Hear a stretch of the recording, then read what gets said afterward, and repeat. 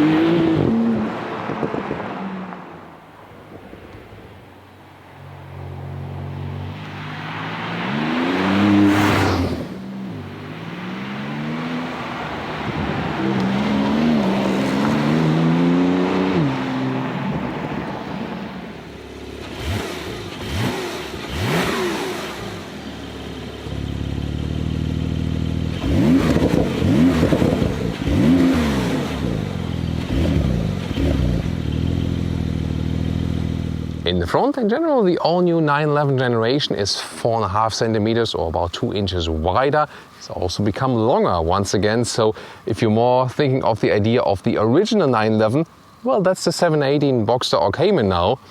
This one here now, more a grown-up GT. Well, in the 911 Turbo S, I mean, it does look somewhat just like a normal 911 from the front. Of course, the styling in the lower area is a little bit more aggressive, a little bit bolder, but not too much of a change in the front. The color here for today is called the GT Silver, and the typical round headlamps here, they come LED as a standard. Optional, you can get these matrix light and also for better high beam function. And interesting is that the lower spoiler can already be drawn out with a special function, either on demand or it comes automatically together with the rear wing at higher speeds. Then you have less ground clearance, but even more better trimmed, you know, for the whole aerodynamic. It's pretty impressive definitely in this function and looks cool. The length is now at 4.52 meters, 14'8" or 178 inches. And the 911 Turbo S comes with mixed wheels, also available for the other 911 versions, but it means 20-inch in the front and 21-inch at the rear. That's also the setup we have here at the moment. Looks really impressive then, and I think you can really take a look at that from this angle, you know, how the rear tires are bigger than the front ones. Here also with the ceramic brakes. Do you really need them? Yeah, that's also the thing about the whole car. As I said initially, no one needs it, everybody wants it. But of course they look even more impressive, and it's also quite interesting that the wheels are being, you know, just tidy then. However, Porsche meanwhile also offers this, you know, special coating for the normal brakes that also have the same effect then and are not that expensive. Again, the GT Silver color for today, and very strong shoulder as we know from 911, air intake for the rear engine concept. This one in here also with all-wheel drive, the 911 Turbo S. It also comes standard in this case, would otherwise be an option for the 911 base models, with the rear axle steering 2 degrees in the opposite direction or in the same direction depending on the speed, where the front wheels makes it more agile at slower speeds and more stable at higher speeds. And this one comes in also in the combination with the PDCC. In this case then it means it's the anti-roll control, so the car is kept even more stable and upright. We're also going to experience that later on while driving. As usual, the difference here for the 911 Turbo or Turbo S, yes, there will also be a normal turbo version without the S later. Here you get this additional wing, which is again more aggressive or more cool looking. It's also retractable. That's of course even fancier than this case. Other than that, the new 911 generation gets this beautiful light strip that goes all over the width of the vehicle. That looks pretty impressive. Really nice. The Turbo S writing is different from the 911 writing. The 911 writing itself looks a little bit like retro-like. I'm not really sure. I think it doesn't really fit to the rest of the Porsche letterings, or what do you think? And in the lower end, usually the 911 Turbo S would come standard then with rectangular finishing exhaust pipes. This one here is the optional sports exhaust, and that one is even available with a bright or with a dark ring around. However, this is just the rear end, and the real exhaust is then on the inside. When we look on the inside, yeah, that's always a topic we can definitely discuss. One last fact for the suspension before we come to the engine figures. The PASM, this adaptive or active suspension by Porsche, is standard for the 911 Turbo. Turbo S of course as well, and you can pick then if you want to have this one with 10 millimeters lower or not. In this vehicle it is the one that is 10 millimeters lower. Of course that's the comfort where the sportiness thing. I would rather say go for the more comfortable setup. Now as for the engine, we can open this servicing compartment for the fluids. The main service is done from below. Here then you can see also the batch 3.8 Turbo S, and yeah, what's the difference here? So the base 911 models come with a 3-liter 6-cylinder, flat engines, boxer motor in German that would be, and either with the Carrera with 385 horsepower or on the S models with 450 horsepower. Here 3.8 liter of displacement, so higher displacement figure, with 650 horsepower in the S model. Acceleration figures to 100 kilometers or 62 miles an hour is then 2.7 seconds, and to 200 kilometers or 125 miles approximately hours, this one is then 8.9 seconds. So of course, true supercar figures as for that. What do you guys think? The typical front trunk, the frunk can be opened from the inside of the car, driver's door, or pressing the key. This is, by the way, the beautiful slim key right there in the 911 shape here with the strong shoulders and very light. Then we have this security opening right there, like this one. And then here we are, 135 liters, and you can see we at the moment have put a backpack first and then another trolley right there. And the height here, yes, that even belongs to a supercar review. Height in the upper part is about 60 centimeters, and in the lower part this is about 45 centimeters, and the width here is just over 70 centimeters in this front part here. And last figure here about 40 centimeters. So yeah, some luggage, but of course here in the 911 Coupe you can store a little bit more in the rear. But even in the convertible that is also available as Turbo S, you can use the back bench for even more luggage.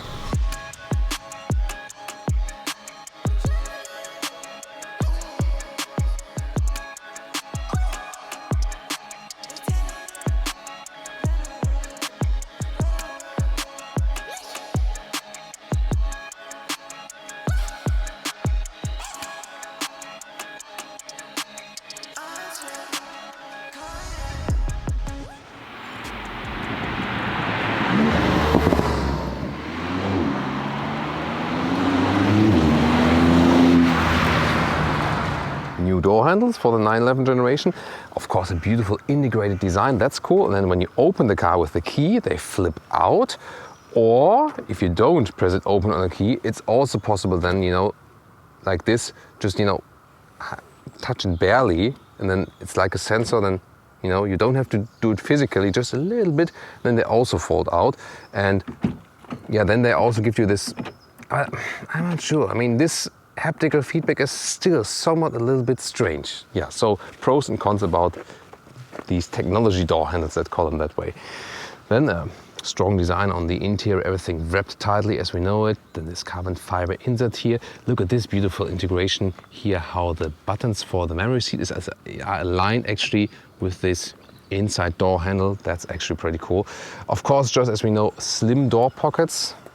Then we get a special 911 Turbo S entry badge in the lower part.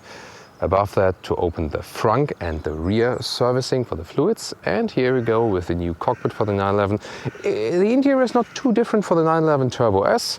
I mean, we have the carbon fiber inserts here, but you can also get it for the normal models. There we go. The steering wheel is actually pretty slim, or let's say a very compact steering wheel. Also different options available for that. Here also in all black. There's a drive mode selector directly at the steering wheel where you can select the different driving modes easily while driving. That's actually pretty cool. Soon we're going to tell you more about the instruments and also the infotainment. Then as for the seat, there are normal sport seats available that rather go straight like this. These are the Sports Plus seat, so they have this additional shoulder area here. And the good thing is, even for 911 Turbo S, this is the all animal skin spec, which would be standard, but you can get the inside with fabric called Sport Tex at Porsche. And that's of course way to go. They're not all without animals, because the outside parts also do contain some real leather then, but the Sport Tex seats are way to go because they are more sustainable, a little bit more animal friendly, and also they keep cooler in summer and warmer in winter at the same time. So even just for practical reasons. And when we get inside here, you see also maybe that I have lengthened the lower seating area here, because these extended sport seats, they have a little bit more adjustments. For example, for the for the leg area, you can also draw that back again, for example. There it is here. It can be put in depending on if you like taller or smaller. And the same also goes for the lower bolstering and also for the bolstering right here in the rather hip thigh area and so on. And I mean, there are more comfortable cars than the 911. I can I always say it quite a lot of times. It's not the most uncomfortable GT, no, but also there are more comfortable other sports cars, so to say. It depends, of course, also on your body and how you fit to the sport seats here. But the thing is here, in the supercar segment, the special thing is here, it doesn't feel too different when sitting inside the car. So you could think this is a normal 911, but then it's a 911 Turbo S when you read it, actually. And you can say, oh, when I want to buy such an expensive and so powerful car, I want it to be different and I want it to be super extreme already when I sit in it. Well, that's the approach then, of manufacturers like, McLaren, or even like thinking of Hypercar, Pagani, or whatever, But this is more the approach of being a little more subtle in the basic design and then delivering the power on demand. So different approach, whatever you prefer.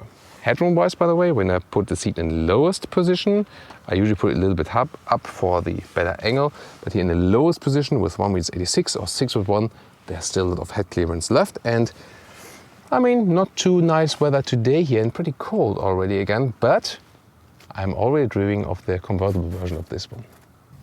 Welcome to the interior, guys, and the overview. Here again, this wrapped tightly design by Porsche with the horizontal stress.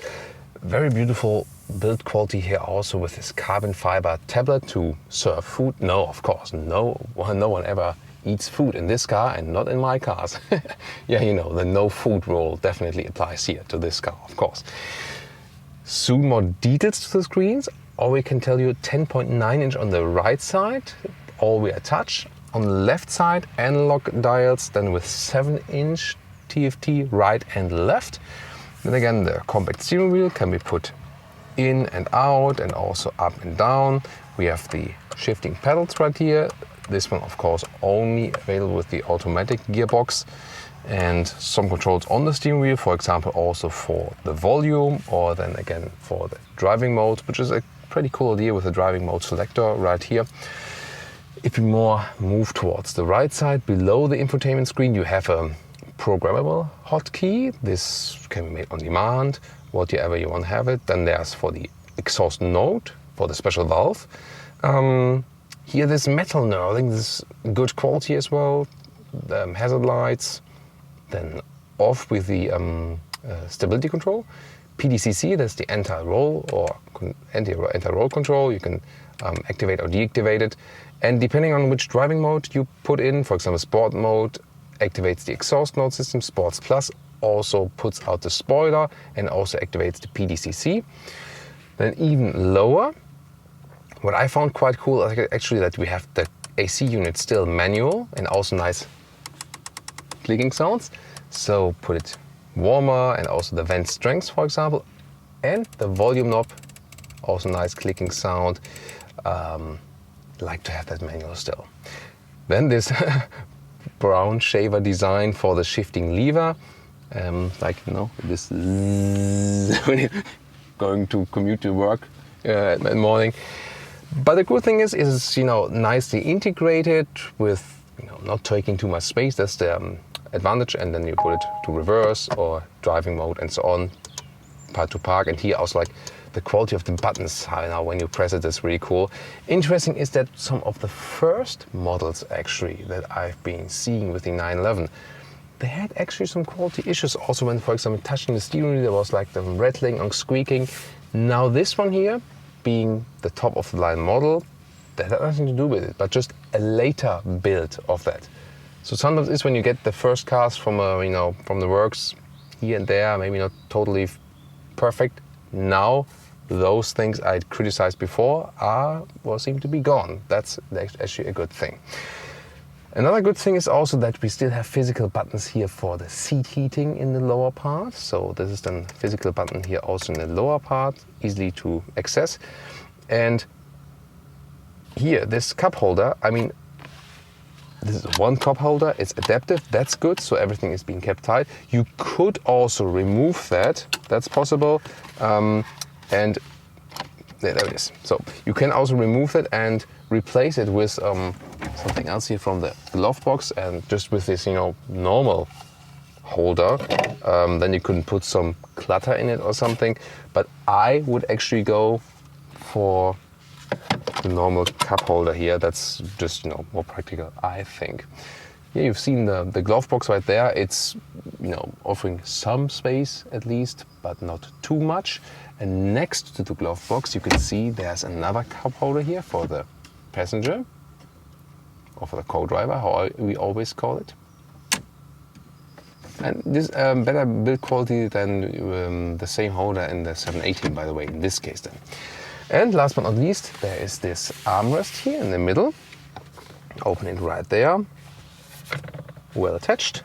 And then there are two USB-A chargers below. I got the smartphone plugged in here at the moment. That is not an inductive charging pad here. And you do not have to use the USB for the Apple CarPlay connection, because Apple CarPlay is also available wireless, but no Android Auto. So the main infotainment unit. Here, for example, you can see how when we pick the driving modes, the stuff is changing. Wet mode, by the way, is new with the new 911 generation. That is optimizing the stability control and the throttle input for wet situations on the road. Then with the sport mode, exhaust system gets activated, Sport Plus, also the spoiler, and everything is stiffened up. And individual, you can also plan everything as you like.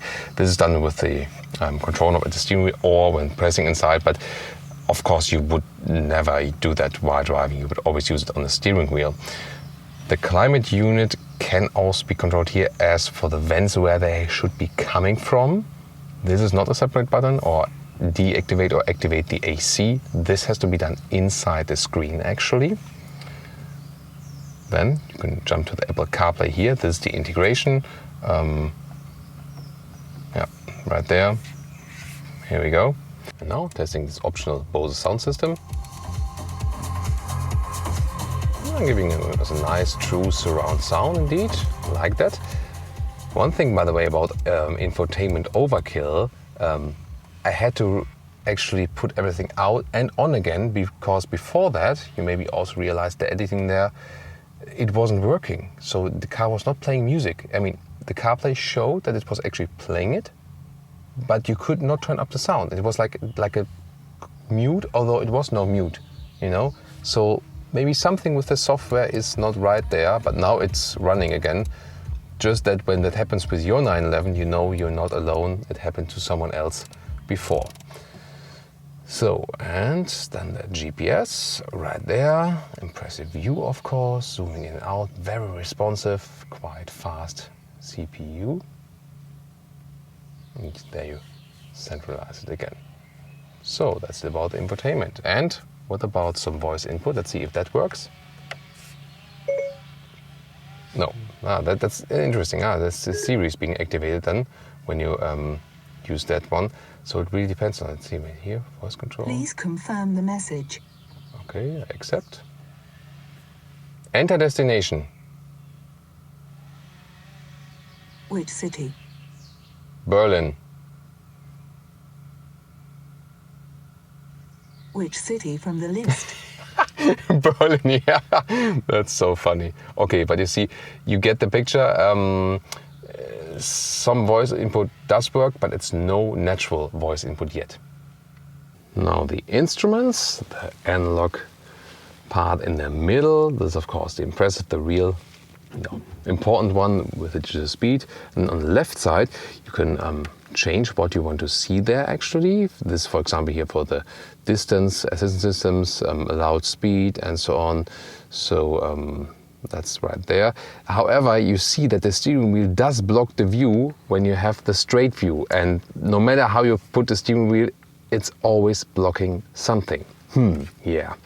And then you can also switch it to the right side here and then control what you want to see there. For example, the stopwatch or the G-force meter or the all-wheel drive distribution. That's interesting to see or to watch while driving. And this is also the part where you can see more of the modes that are selected, like this. Or, yeah, there it is. Didn't have that close up yet. Here, the driving mode selector. That's a good position actually to be able to switch the modes very easily while driving. And last but not least, what's also very interesting here, that's the high fuel consumption here with performance driving.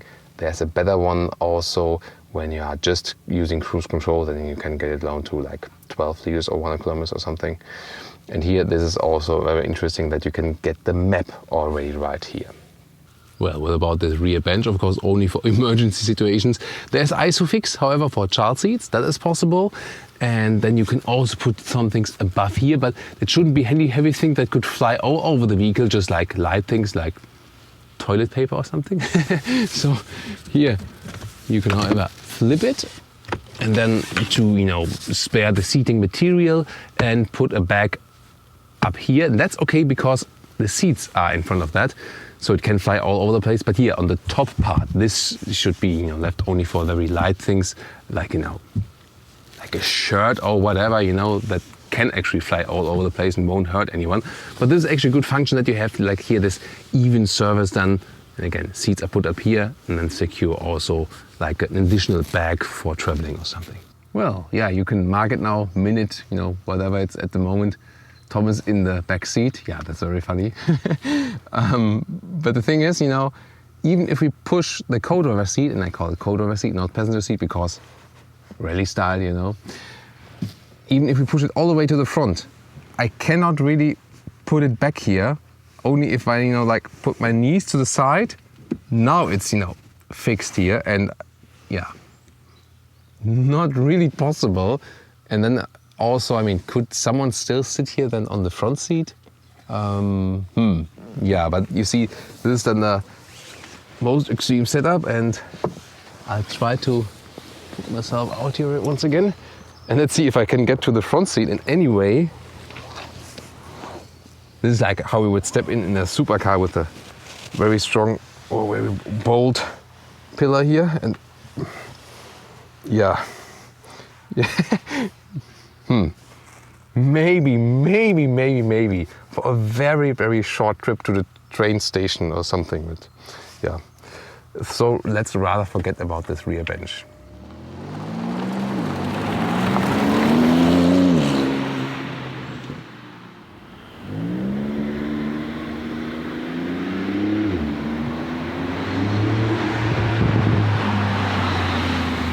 Welcome to Thomas's active driving lounge with the Porsche 911 Turbo S. We have to be a little bit careful because the road is wet, so sports mode is the only thing I will do. Sports Plus will be too much actually. We'll start with the acceleration. This one here, all-wheel drive of course, for the 911 Turbo S, and we'll do some of the rolling start just for a minimum amount of safety.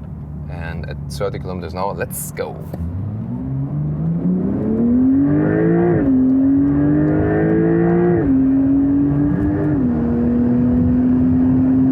That's 200 kilometers an hour or 125 miles an hour, and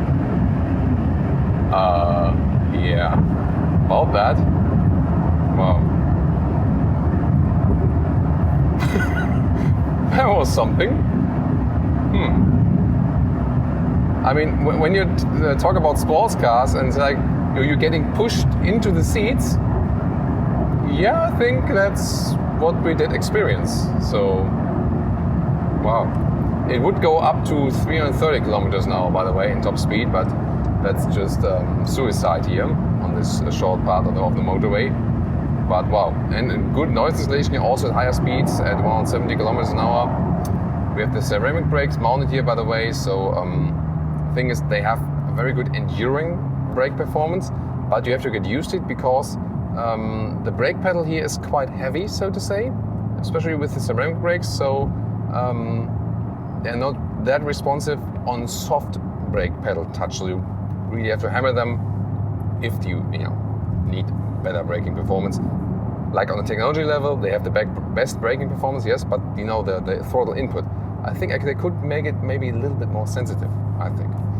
Wow, that was something. So now we're approaching the tunnel.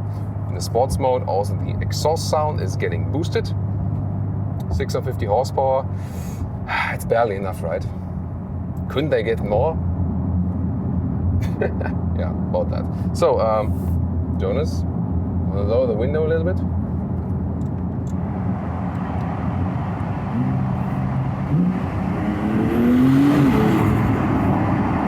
Whoa, that's something. Yeah, quite a nice sound. I mean, we all know, we can put it up again. We all know the 911 in general is not known for the best sound overall. Other cars are better performing than that one, like in Jaguar F-Type or something, but still, of course, pretty decent. And I mean, especially if you use the shifting pedals and shift down the gear. So here in the sports mode, you've seen in our acceleration, I was waiting for the kickdown of the car itself. But even more spontaneous it is when you use the shifting pedals, which give a very short and crisp feedback. And when you put it down to the second gear or something, it's like the acceleration is just there instantaneously. I mean, the only acceleration I could compare to this is, probably Tesla Model S in the, how's it, insane, ridiculous, lunatic. They have like this different stages of crazy modes. I think it was insane. Yeah, whatever. You know what I mean. Ludicrous. It's a ludicrous mode. Yes, the ludicrous mode indeed. It's just there's no. You feel that you would be moving the car through thin air. That's wow. And the cool thing is, some, let's say, supercars that are just built to be supercars, like the McLarens or something, you feel that you're driving a supercar, and then also with the disadvantages, that you somehow feel a little bit more cramped, a little bit lower, and not at times not so much in control. But the cool thing here about this supercar, and the 911 Turbo S is definitely a supercar, even though it's based on a normal 911, you feel a little bit more in control. You feel driving a little bit more like a normal car, So you could say that's TTS in front of us. You can challenge that, yeah. No. I mean, you could actually say you want it more extreme, also from the base feeling. Then you would need to get a McLaren or something. But here, this car is there to present you both possibilities, to have a normal 911 then for the normal driving and the supercar on demand. And wow, that's, really amazing. Oh, this TTS is really hurrying it. But of course we want to keep it at the speed limit. And then you can also put the cruise control if you like. Just relax again, for example, go back to the normal mode, and then you're all good. And then we'll pass the tunnel again. When we exit the tunnel, we can have one more acceleration out, which also goes in the slight corner. We can also test the stability then. And what's also interesting is when in a sport mode, the PDCC button is not getting activated. I can do that just singularly, and it's only being activated in Sport Plus. Then, by the way, there's also the extended spoiler, and we have less ground clearance. Cars also telling us that. But Sport Plus is really nothing you should use on public roads. So we want to be safe right here. But let me put in the PDCC, which is in this case then the anti-tilt or anti-roll control, which should give us a little bit more stability than here also on the road. So we switch back to the sport mode, and have the PDCC on. Let's see how that one performs right here.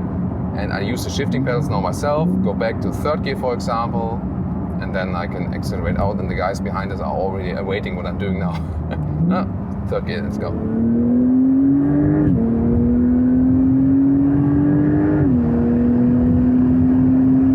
Whoa.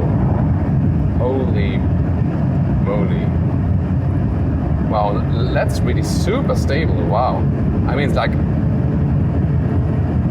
it's not even a little bit wet, and I mean, this car is hooking to the ground like glue. What the? This is incredible. It's like, I would be feeling, I'm really like, yeah, as I said, I'm absolutely hooked to the ground. 220 kilometers an hour at the moment. So now there's more traffic incoming, so we reduce speed. Always safety first here, of course. Always when we test performance cars.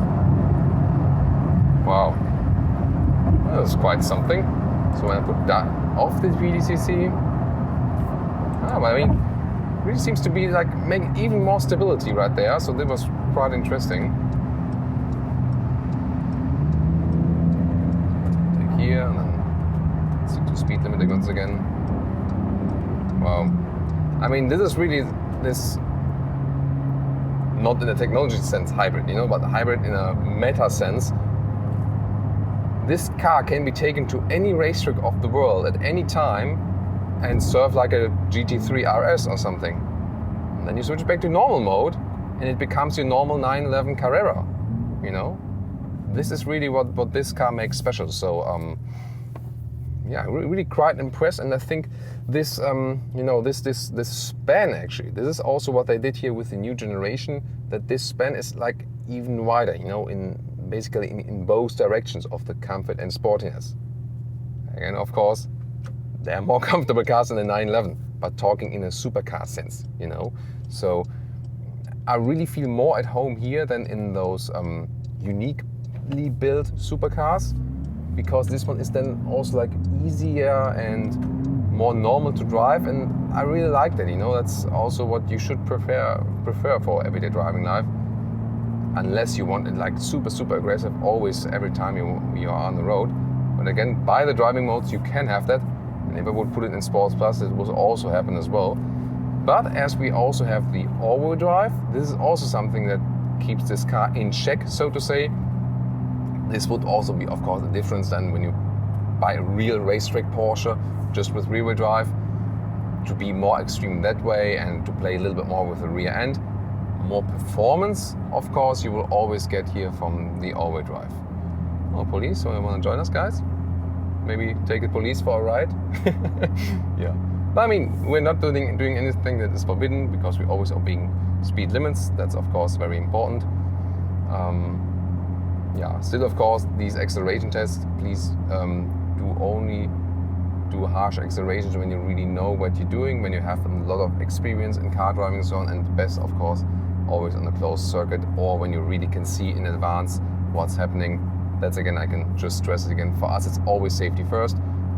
Even with sports car reviews, we always get an, oh, can't you drive any faster, or like, can you accelerate out there, and so on. And no, because my driver's license is like taxi driver, it's my job, you know, so I intend to keep it.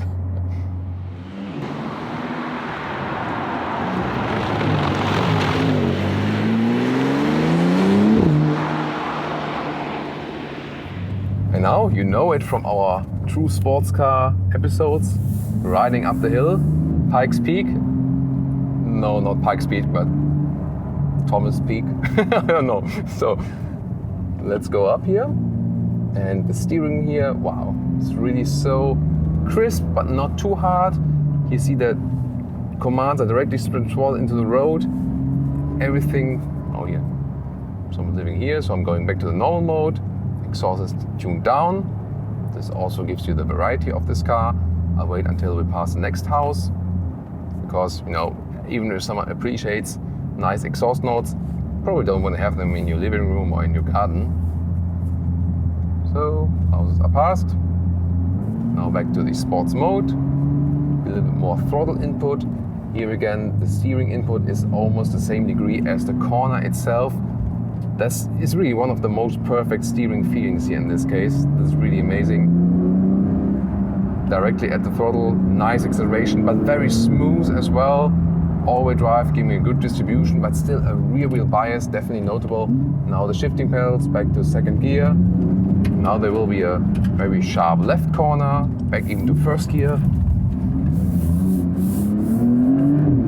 Of course, not switching the rear around because with the stability control set, all-wheel drive still giving me some more rear boost that I can get around the corner. A lot of fun to drive this here, and you know, depending on the throttle input, you can really vary between nice and calm driving again and being a little bit more extreme.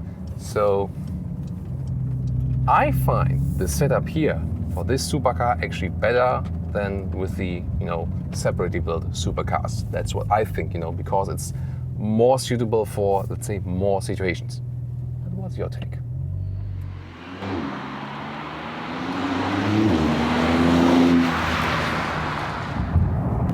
And now to some city driving, because one of the features of the Porsche 911 Turbo S is that it doesn't feel too much different to a normal 911 when you are in the normal mode and when you're driving in the city. Again, not saying that the 911 is the everyday driving car overall, you know, it's always less uncomfortable than a non-sports car, you know, that's no wonder. But if you compare the base version to this one, yeah, the suspension is a little bit stiffer. We also have the option here for the minus 10 millimeter PASM in this very vehicle. You should actually leave that out to make it a little bit more suitable for everyday driving life. Then it's even a little bit better, you know, but overall, yes, some bumps in the road, you do feel that. But here you have this combination. On the one hand, you have this supercar. On the other hand, you have somewhat a normal 911 just on demand, actually. And that's actually a thing I find actually most cool about this vehicle. We're in the normal mode at the moment.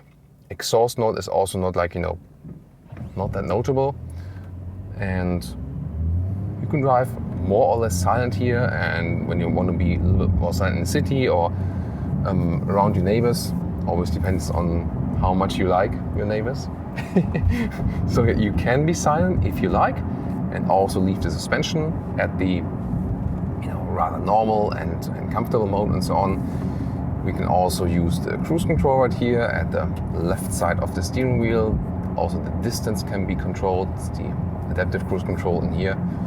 And so it can also be somewhat relaxing in this vehicle if you like it. Overview, by the way, well, to the rear it's actually not too bad. To the sides, also the B-pillar is quite, you know, far there, so that's no problem. We also have a blind spot monitor. You cannot see it at the moment from this camera because it's, you know, way at the outside of the mirror, but there are like 3 yellow dots then, and they actually flash when someone's in a blind spot, and that's definitely good to have that. So even an upgrade in assistance systems is also very important for this vehicle here, of course. Also the autonomous emergency brake and so on. Definitely crucial to have that also in a Porsche. So that's it about the normal driving here. Again, setting the cruise control. As for the noise insulation here at about 70 kilometers an hour, that's, yeah, like, I don't think 50 miles. I think it's quite reasonable. In the 911 you always get some more of the surrounding, of course. Also, you know, when cobblestones are rotating in the wheel arch, that's also meant to be. That's not the most silent car, that you still get something. But if you compare it to the predecessor, of course, they worked even more on the noise insulation and so on. Problem also with sports cars is that you then hear less engine noise. That's also a reason why so many times sound actuators are being used, that the engine sound is basically enhanced in the interior. But anytime, again, you can use the drive mode selector, put to the sports mode. In this case, also the exhaust note is being activated. I can also put the exhaust note just separately if I want to drive normal, but still want to drive loud. So that's possible.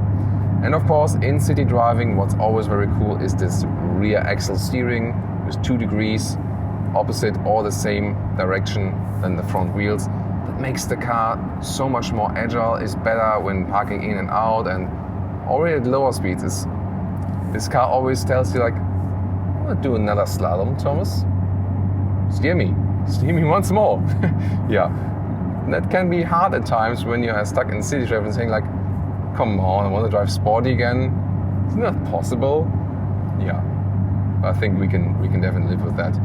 As for the fuel economy, well, if you drive it really, really calm, and I didn't do any special acceleration now in this very part, I can score the official stated consumption, which is somewhat between an 11 and 12 liters on 100 kilometers. Yeah, but I mean, if you use it just a little bit, more realistic would be then something towards 13, even 14 liters, or if you drive higher speed on the motorway. So somewhat the 20 mpg figure, both US and UK somewhat, that is a realistic value.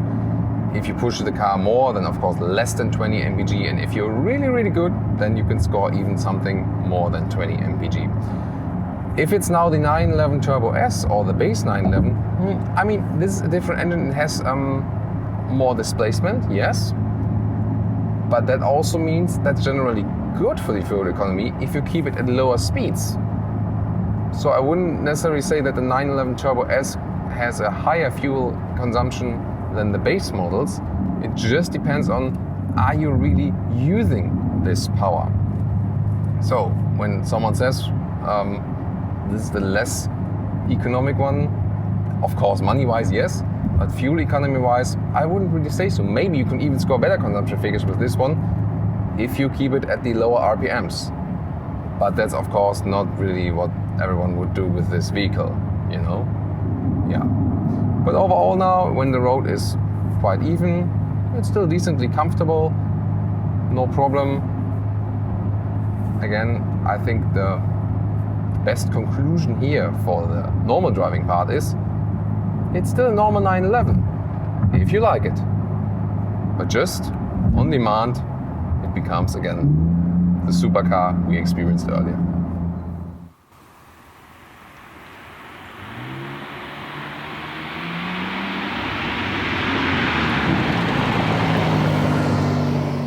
And now to the conclusion for today with the all-new Porsche 911 Turbo S.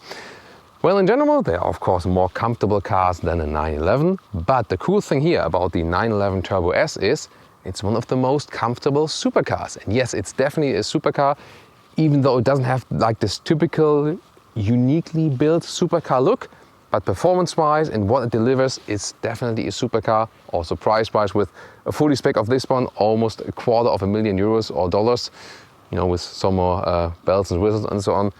Yeah, like you can already get something, you know, at like €210,000 or something, but there's even, you know, a lot of options still left for this one. Exterior-wise, still, I mean, so beautiful with this typical Porsche shapes, and I think it's still somewhat subtle, not too extreme. Some would have wished a more extreme rear wing, for example, but I really like the approach to be a little bit more drawn back, and this is also what this car really stands for. Yes, it has some dramatic sporty elements, but it still can be driven as a normal 911, and then on demand it becomes this screaming out supercar once again. I think that's also what's cool, what they've achieved here with this very generation, that the span between this being normal 911 and being the true supercar is even wider, and everything, you know, into both directions, they have enhanced this feeling. Interior build quality is also very good now. Talked about that earlier, that in some of the very early 911 models had here and there something where you say, oh yeah, you really need to tweak that, but that's quite often with all new generations, that the first build cars that are built are maybe, you know, missing something here and there. This one was actually quite good in here today.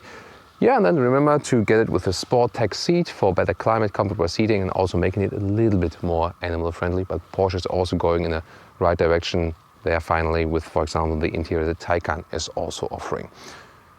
Well, then the riding, of course, spectacular acceleration, and I was most impressed actually by the feeling how the car is really hooked to the ground, you know. This is like you feel there would be endless traction. That's to me, I think, one of the most impressive feelings again. Yeah, and then this compromise between sportiness and comfort. Of course, the 911 has a little bit stiffer setup here in the Turbo S version, yes. But still, for a supercar again in this segment, this was definitely very impressive. Well, interesting impressions here today with our supercar review from the 911. Please also tune in to the other 911 episodes. We've been on a racetrack, for example, with the S versions. Brian took out the convertible as well, and we'll all link them down in the video description and in the pinned comment. So I would say, see you there or at one of our all-new reviews of all new cars. Thank you so much for tuning in and stay healthy.